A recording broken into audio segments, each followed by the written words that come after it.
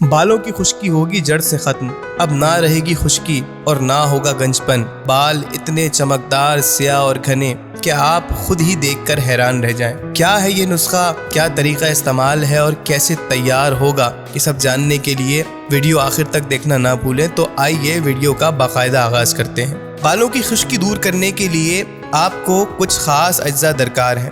سب سے پہلے میتھی دانے کو باریک پیس کر 2 لیموں کے رس کے ساتھ جڑوں میں اچھی طرح لگائیں۔ یعنی کہ آپ نے میتھی دانے کو پیس لینا ہے اور اس میں لیموں کا رس شامل کرنا ہے اور اس پیسٹ کو اپنے بالوں کی جڑوں میں بہت اچھے سے تھورولی اپلائی کرنا ہے اور کپڑا باندھ کر سو جائیں۔ صبح کپڑا ہٹا کر پھر مالش کریں اور پاؤڈر جھاڑ کر کنگھی کر لیں۔ گرم پانی میں تولیہ بھگونے نچوڑنے کے بعد سر کے اوپر 10 منٹ کے لیے لپیٹ لیں۔ پھر تولیہ ہٹا کر شیمپو سے دھوئیں اور نل کی دھار کھول کر کنگھی کرتے رہیں جب تک سارا شیمپو صاف نہ ہو جائے۔